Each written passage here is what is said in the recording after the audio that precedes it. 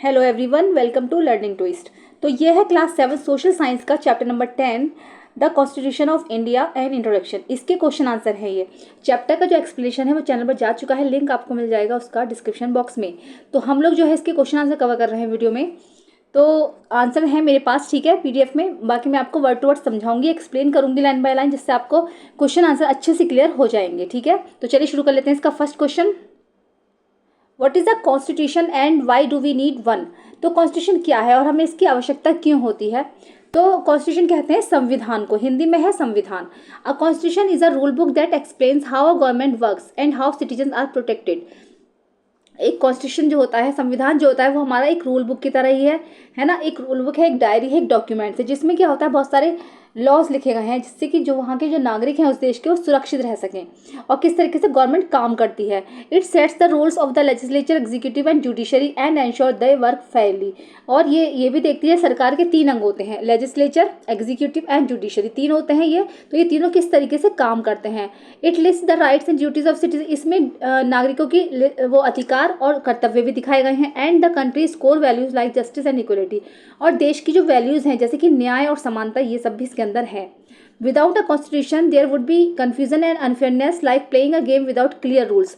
तो अगर कॉन्स्टिट्यूशन हमारे देश में नहीं होता, संविधान नहीं होता, तो क्या होता हमारे देश में कन्फ्यूजन बना रहता, अनफेयरनेस होता, मतलब किसी के साथ पक्षपात किया जाता लोगों के साथ। जिस तरीके से गेम में होता है ना, गेम में अगर कोई रूल बुक ना हो, कोई रेफरी ना हो, कोई जैसे बताने वाला ना हो, डिसाइड करने वाला जजेस ना हो, तो जो उसमें गेम में क्या होता है, गेम में चीटिंग हो जाती है ना। तो playing a game without clear rules, अगर क्लियर रूल्स ना हो तो एक गेम खेलना इस तरीके से, अगर संविधान नहीं होता तो हमारे देश को चलाना बिल्कुल ऐसा ही होता। तो चलिए सेकंड क्वेश्चन देखते हैं इसका। How was the Indian constitution prepared. हमारा जो भारतीय संविधान है वो कब तैयार हुआ था। तो जो कॉन्स्टिट्यूंट असेंबली थी वो हमारी, वो 1946 में बनी थी with diverse members from all over India, जिसमें कि पूरे भारत के अलग अलग जो है मेंबर्स थे। डाइवर्स मतलब अलग अलग तरीके की, जैसे विविधता है हमारे देश में, अलग अलग देशों के लोग हैं, अलग अलग कंट्रीज़ के लोग हैं, यहाँ पर रहते हैं, अलग अलग वेशभूषा के लोग हैं, अलग अलग लैंग्वेजेस के लोग हैं। तो इस तरीके से डाइवर्स मेंबर्स थे उसमें भी। तो doctor B R Ambedkar lead to drafting committee, doctor B R Ambedkar ने इस कमेटी का, ड्राफ्टिंग कमेटी को लीड किया था। And it's book took nearly 3 years to complete the document, और इस डॉक्यूमेंट को बनाने में लगभग 3 साल लग गए थे। द कॉन्स्टिट्यूशन वॉज अडॉप्टेड, उसके बाद 26 नवंबर 1949 को ये अडॉप्ट किया गया। And came into the force, और उसके बाद 26 जनवरी 1950 को ये लागू किया गया था। ठीक है, तो अगर डिटेल स्टडी है, बाकी अगर जैसे 1 नंबर में क्वेश्चन आ जाए 1 मार्क का, तो बता देना आपके 26 जनवरी 1950 को ये लागू किया गया। लेकिन अगर आए कि कब से बना था, कितने साल लगे इसको बनने में, कब ये अडॉप्ट किया गया, इसकी चेयरमैन, ड्राफ्टिंग कमेटी के चेयरमैन कौन थे, तो आपको इन सारे क्वेश्चन के आंसर देखना होगा। It was written democratically and included 15 women's member, इसमें जो है रिटन में लिखा गया था। और इसमें क्या था, 15 जो है औरतें थी। मेकिंग इट, मतलब इसके मेंबर्स में जो थी 15 औरतें शामिल थी। Making it inclusive and representative, ठीक है, इसको इंक्लूसिव और रिप्रेजेंटेटिव करने के लिए। थर्ड क्वेश्चन आएगा इसका, how did our freedom struggle and civilisational heritage influence the constitution. किस तरीके से हमारा जो फ्रीडम स्ट्रगल है, जो स्वतंत्रता के लिए संघर्ष है, और जो हमारी सिविलाइजेशन हेरिटेज है, वो कैसे कॉन्स्टिट्यूशन को इन्फ्लुएंस करती है। The freedom movement taught values like equality, justice and freedom which were added to the constitution. Freedom movement में पढ़ाया गया है हमारे, जैसे कि समानता, न्याय और स्वतंत्रता, ये सब जो हमारे कॉन्स्टिट्यूशन से ही ली गई हैं। इंडिया सिविलाइजेशनल हेरिटेज लाइक वसुधैव कुटुंबकम, इंडिया की, भारत की जो सिविलाइजेशनल हेरिटेज है, जो हमारी सांस्कृतिक विरासत है, वसुधैव कुटुंबकम है ना, यानी कि वर्ल्ड इज वन फैमिली। हमारा जो संसार है, जो हमारा वर्ल्ड है, वो पूरी एक ही फैमिली है।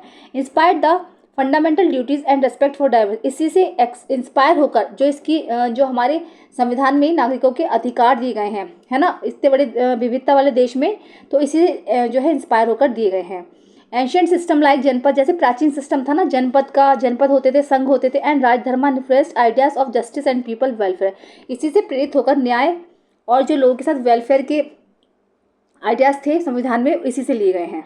ठीक है, चलिए आगे देखते हैं।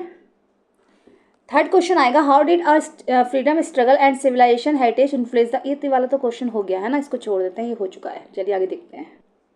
ये हमारे कॉन्स्टिट्यूंट असेंबली के मेंबर्स हैं सारे, ठीक है। ये बीच में जो है डॉक्टर बी आर अम्बेडकर हैं, ठीक है। चलिए, ड्राफ्ट कमेटी के जो मेंबर थे। फोर्थ क्वेश्चन है, what are the key features of constitution of India.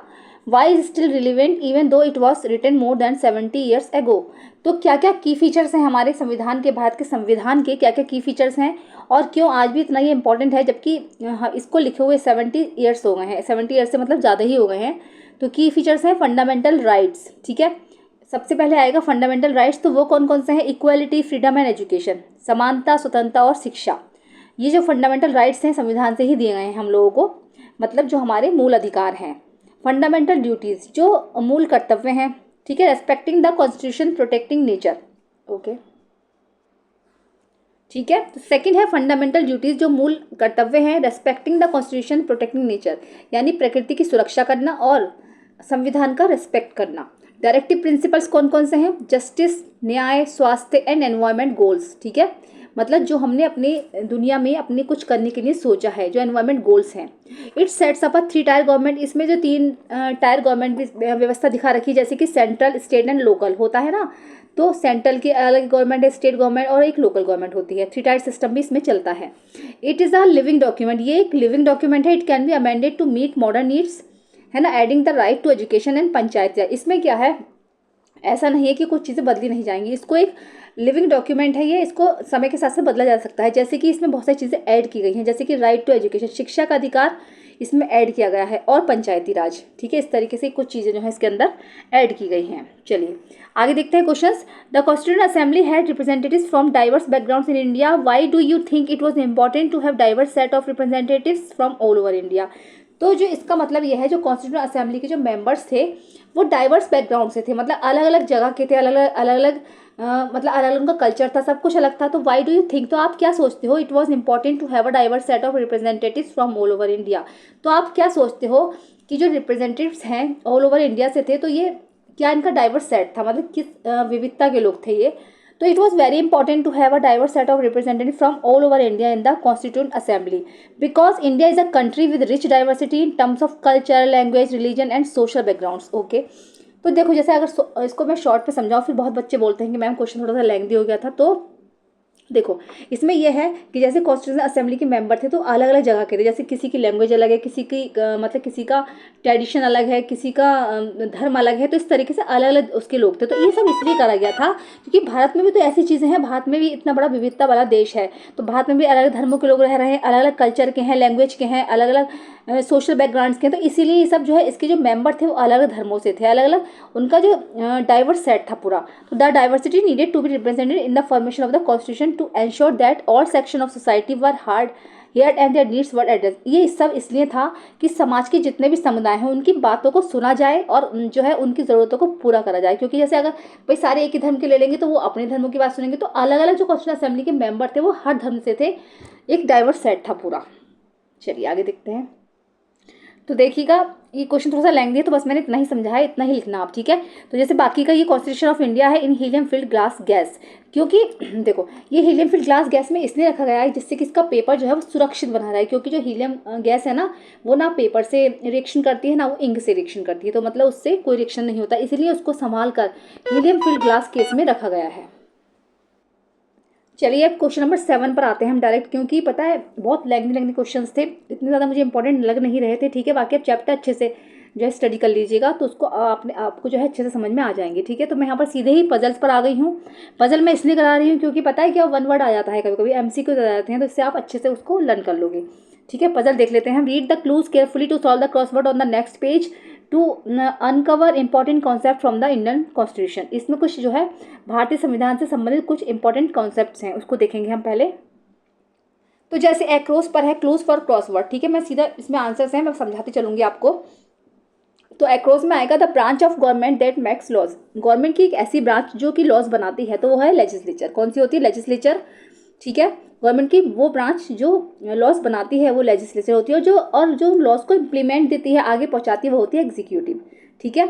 तो the part of the constitution that outlines the duties of citizens, ठीक है। कॉन्स्टिट्यूशन का ऐसा पार्ट जिसमें नागरिकों की कर्तव्य बताए गए हैं, तो वो है फंडामेंटल ड्यूटीज, उनको बोलते हैं हम फंडामेंटल ड्यूटीज, ठीक है।